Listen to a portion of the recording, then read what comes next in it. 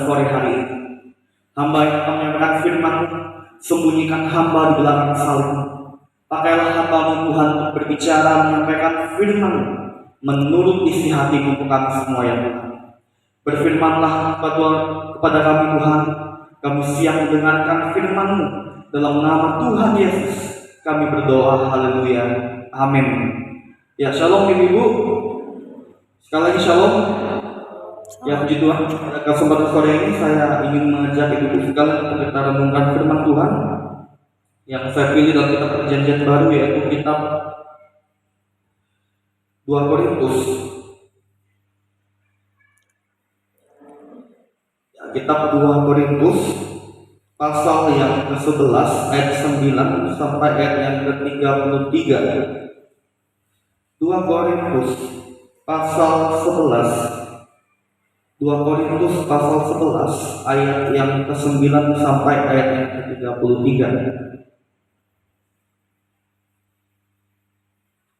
Saya ingin mengajak ibu-ibu sekalian untuk kita bacakan firman Tuhan ini secara bersama-sama.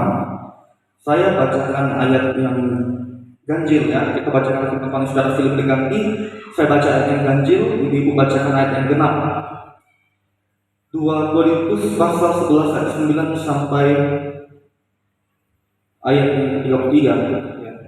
Kalau ibu sudah menemukan 2 Korintus pasal 11 ayat 9 sampai ayat yang ke-33, silakan ibu katakan amin. Judul dari firman Tuhan ini, Paulus tidak mementingkan diri. Ayat yang ke-9 beginilah firman Tuhan. Dan ketika aku dalam kekurangan di tengah-tengah kamu, aku tidak menyusahkan seorang pun, sebab apa yang kurang padaku dicukupkan oleh saudara-saudara yang datang dari Makedonia. Dalam segala hal, aku menjaga diriku supaya jangan menjadi beban bagi kamu, dan aku akan tetap berbuat demikian.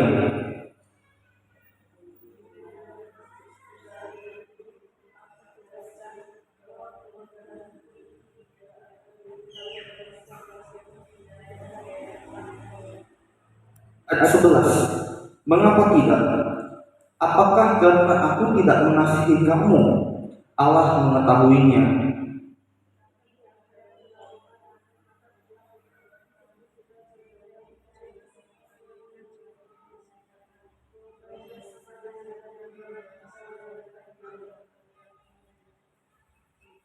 Ayat 13. Sebab orang-orang itu adalah rasul-rasul palsu, pekerja-pekerja curang yang menyamar sebagai rasul-rasul Kristus.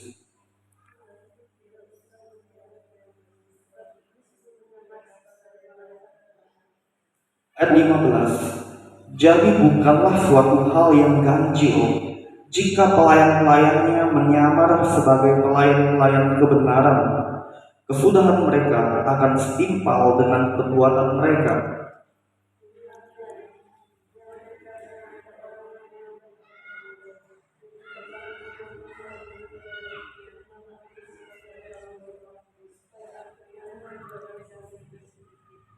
Ayat 17. Apa yang aku katakan?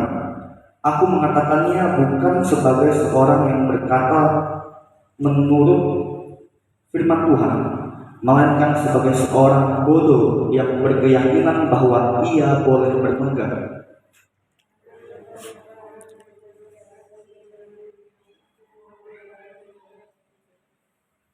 Sebab kamu suka sabar terhadap orang bodoh, karena kamu begitu bijaksana.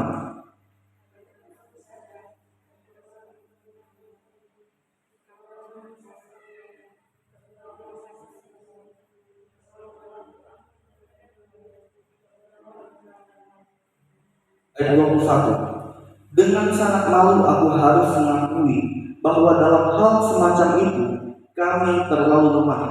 Tetapi jika orang-orang lain berani membanggakan sesuatu, maka aku berkata dalam kebodohan berani juga.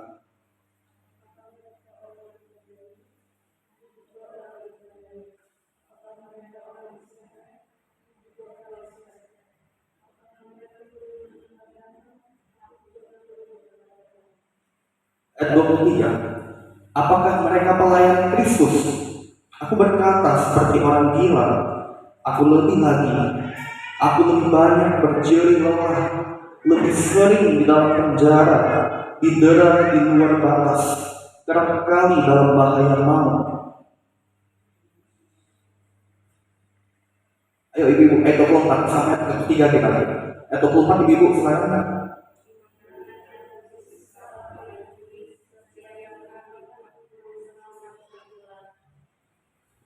3 kali aku didera, 1 kali aku dilempari dengan batu, 3 kali mengalami karang kapal, sehari semalam aku terkatung-katung di tengah laut.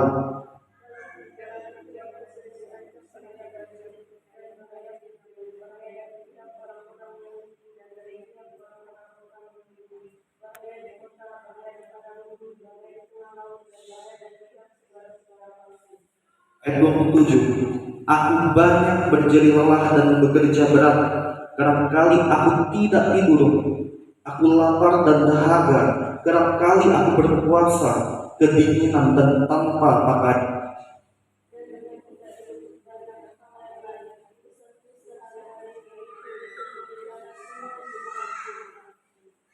Jika ada orang merasa lemah, tidakkah aku turut merasa lemah? Jika ada orang tersandung, tidakkah hatiku hancur oleh duka cita?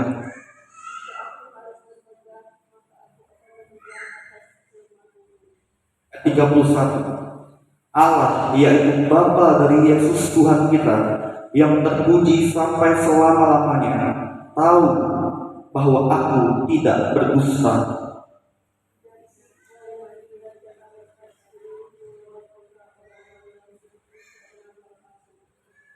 Tetapi dalam sebuah keranjang aku diturunkan dari sebuah tingkap keluar tembok kota, dan dengan demikian aku terluput dari tangannya. Ya, puji Tuhan, ibu. Lebih semangat lagi kalau kita ajak baca firman Tuhan secara responsif ya, karena ini firman isi hati Tuhan, kita harus baca secara semangat ya. Saya sengaja hari ini ngajak ibu-ibu baca firman Tuhan secara responsif ya. Saya bisa dengar suara mana yang mau nyaring, suara mana yang kecil, mungkin yang kecil semut yang bisa dengar. Ya, ibu-ibu kasih Tuhan, katakan berbagi oleh firman Tuhan adalah setiap kita yang mau mendengarkan firman Tuhan dan mau melakukan firman Tuhan dalam kehidupan setiap hari. Janganlah bosan-bosan yang untuk kita mendengarkan firman Tuhan, membaca firman Tuhan setiap hari, setiap waktu dalam hidup kita. Karena firman Tuhan itu adalah sempurna dan adalah pedoman hidup, bisa mengarahkan kita untuk hidup di dalam kebenaran Tuhan. Dari firman Tuhan ini, ibu-ibu, saya memilih tema untuk kita renungkan, yaitu pendirian iman yang teguh kepada Tuhan Yesus. Itu temanya, pendirian iman yang teguh kepada Tuhan Yesus. Ya, ibu-ibu yang dikasihi oleh Tuhan Yesus, firman Tuhan yang boleh sama-sama ibu-ibu dan saya simak ini, judulnya memberitahukan adalah kita Paulus tidak mementingkan diri. Artinya apa?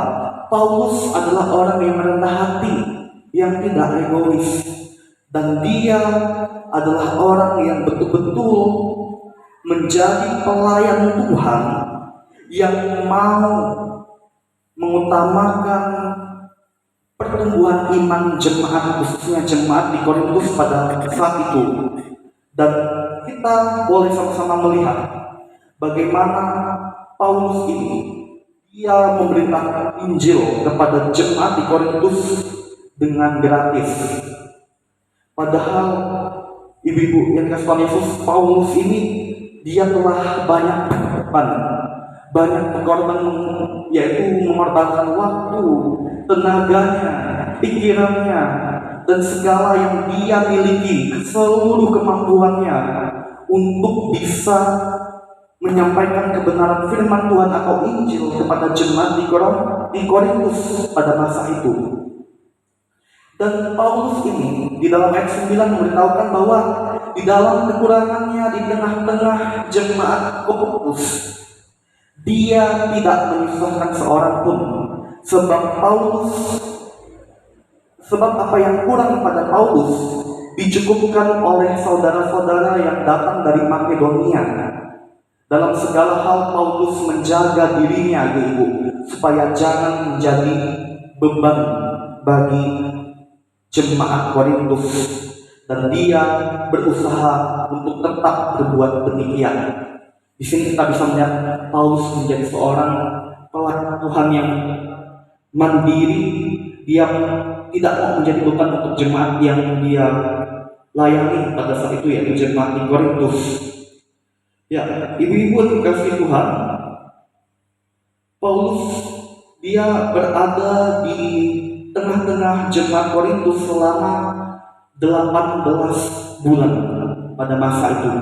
Ya. Dia berusaha untuk menguatkan iman jemaat di Korintus pada masa itu agar jemaat di Korintus tidak mudah dipengaruhi oleh hamba-hamba Tuhan palsu, ya, atau hamba-hamba Tuhan yang tidak benar, yang menyebut dirinya hamba Tuhan, tetapi sebenarnya mereka adalah orang-orang yang jahat, yang ingin merusak iman jemaat Korintus yang menggebu-gebu pada Tuhan Yesus pada masa itu. Ya, Paulus dalam ayat 12 memberitahu, tetapi apa yang kulakukan akan tetap kulakukan untuk mencegah mereka yang mencari kesempatan guna menyatakan bahwa mereka sama dengan kami dalam hal yang dapat dimegahkan. Ayat 13, sebab orang-orang itu adalah rasul-rasul palsu. Itu yang saya bilang, hamba-hamba Tuhan palsu, pekerja-pekerja curang yang menyamar sebagai rasul-rasul Kristus. Ayat 14, hal itu tidak usah mengherankan, sebab iblis pun menyamar sebagai malaikat terang. Wah, ini luar biasa ya, ibu-ibu. Paulus berterus pada jemaat di Korintus pada saat itu supaya mereka hati-hati dengan rasul-rasul palsu atau nabi-nabi palsu atau orang yang mengaku dirinya adalah hamba Kristus, tetapi sesungguhnya mereka punya tujuan yang jahat, yang saya tadi katakan, hanya mau mengacaukan dan merusak iman jemaat Korintus pada masa itu. Ibu-ibu, waspadalah dengan hamba-hamba Tuhan palsu ya. Waspadalah terhadap rasul-rasul palsu. Iblis pun menyamar sebagai malaikat terang. Iblis coba dia menyamar sebagai malaikat terang. Apalagi nabi-nabi palsu atau rasul-rasul palsu yang mengaku-ngaku dirinya hamba Tuhan, tapi sebenarnya mereka digambarkan seperti serigala berbulu domba.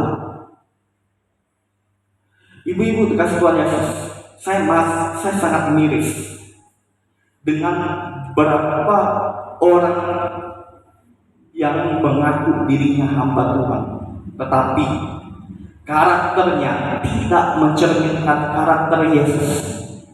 Apakah orang demikian bisa dibilang hamba Tuhan? Ya.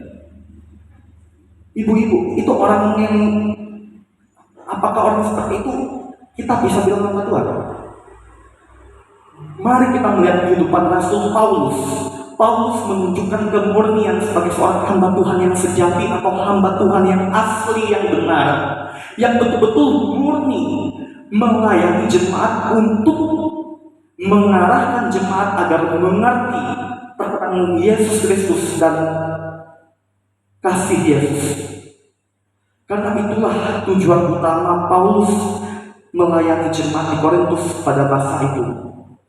Dan tidaklah mudah dalam dia melayani, menjalankan pekerjaan Tuhan. Karena Paulus dia terbuka, ibu-ibu. Bagaimana dia menghadapi berbagai tantangan sebagai seorang hamba Tuhan atau sebagai pelayan Kristus. Ayat yang ke-23, apakah mereka pelayan Kristus? Ini dia masih menyinggung hamba Tuhan palsu ya, ibu, atau nabi-nabi, rasul-rasul palsu. Aku berkata seperti orang gila, aku lebih banyak berjerih lelah, lebih sering di dalam penjara, didera di luar batas, kerap kali dalam bahaya maut. Ayat 24, Paulus memberitahukan, 5 kali aku disesah atau dicambuk orang Yahudi, Setiap kali 40 kurang satu pukulan. 3 kali aku didera, 1 kali aku dilempari dengan batu, 3 kali mengalami karang kapal, sehari semalam aku terkatung-katung di tengah laut. Dalam perjalananku, aku sering diancam bahaya banjir dan bahaya penyamun, bahaya dari pihak orang-orang Yahudi dan dari pihak orang-orang bukan Yahudi, bahaya di kota, bahaya di padang gurun, bahaya di tengah laut, dan bahaya dari pihak saudara-saudara palsu. Ayat 27, aku banyak berjerih lelah dan bekerja berat. Kerap kali aku tidak tidur. Aku lapar dan dahaga. Kerap kali aku berpuasa, kedinginan dan tanpa pakaian. Ayat 28, dan dengan tidak menyebut banyak hal lain lagi, urusanku sehari-hari yaitu untuk memelihara semua jemaat-jemaat.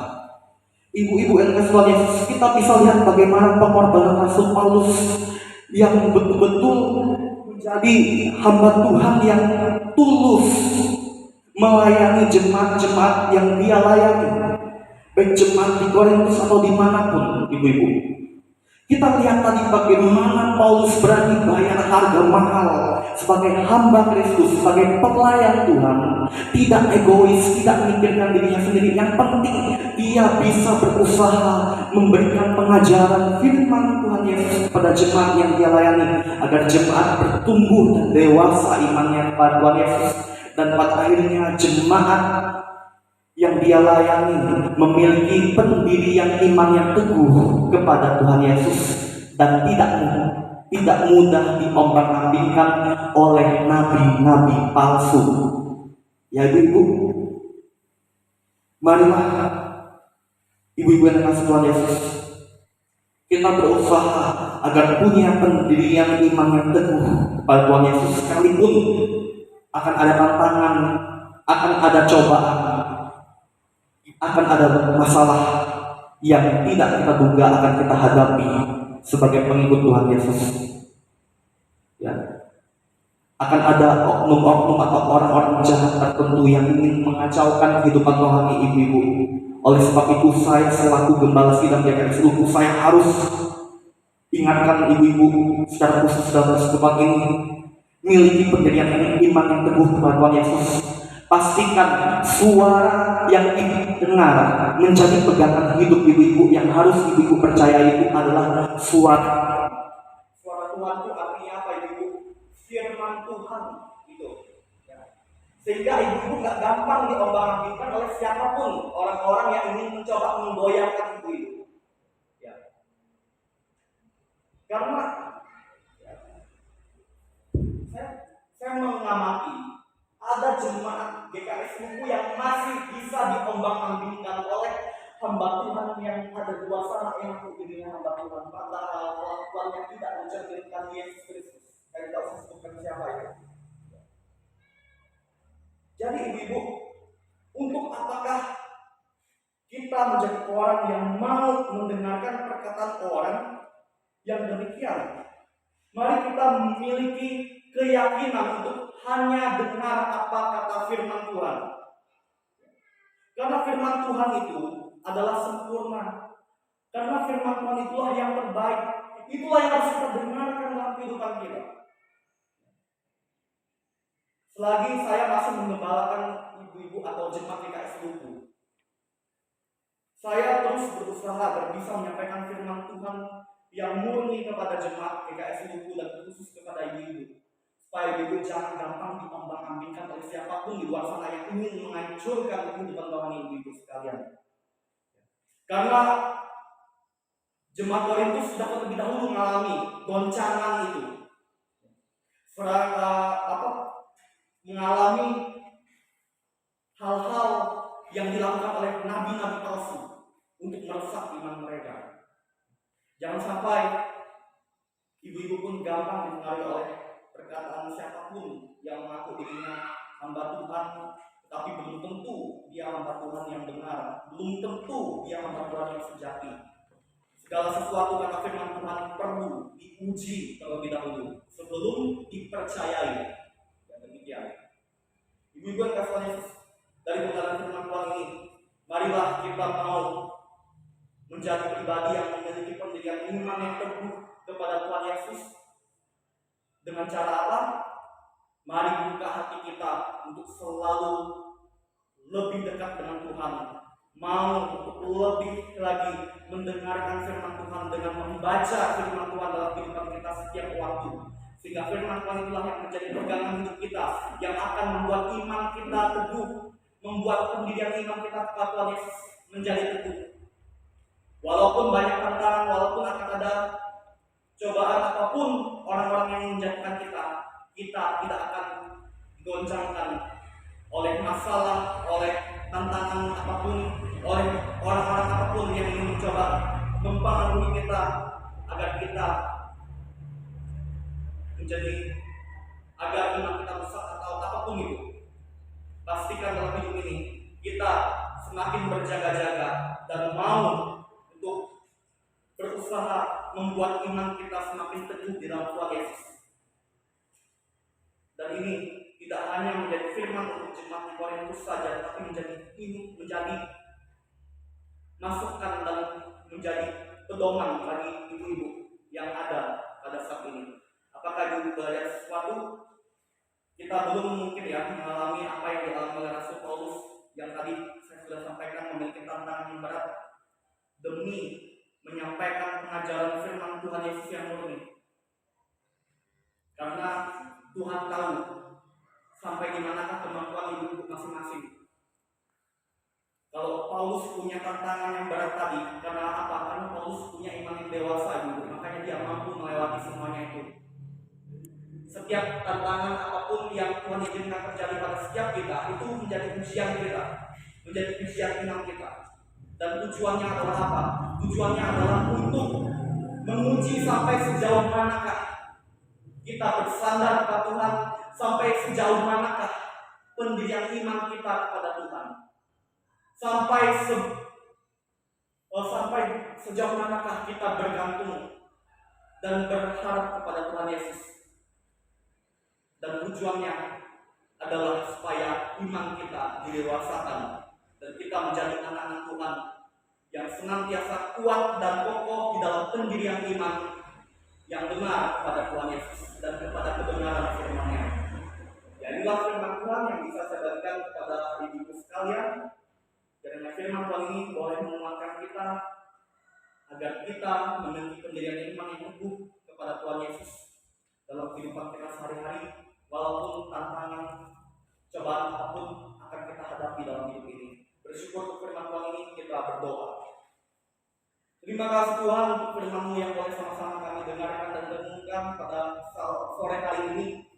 Bagaimana firman-Mu mengajarkan kami, menasihatkan kami agar kami memiliki pendirian iman yang teguh kepada Tuhan Yesus berdasarkan kebenaran firman-Mu yang murni dan sejati, ya Tuhan. Kiranya nasihat Rasul Paulus kepada jemaat di Korintus ini pun menjadi nasihat untuk kami, umat-Mu di zaman sekarang ini, agar kami tidak gampang dipengaruhi oleh nabi-nabi palsu, agar kami tidak mudah dipengaruhi oleh orang-orang apapun yang adalah serigala berbulu domba, agar kami menjadi orang-orang yang punya pendirian iman yang teguh kepada Tuhan Yesus, karena kami berlandaskan dan hidup berdasarkan firman Tuhan Yesus saja. Ya Tuhan, kiranya firman-Mu ini menjadi bagian hidup kami yang selalu membimbing kami, memimpin kami, agar kami dapat hidup dalam kebenaran firman-Mu, ya Tuhan. Di doa kami, demi nama Tuhan Yesus, kami berdoa mengucap syukur untuk kebenaran firman-Mu. Haleluya. Amin. Kepada WA saya persilakan.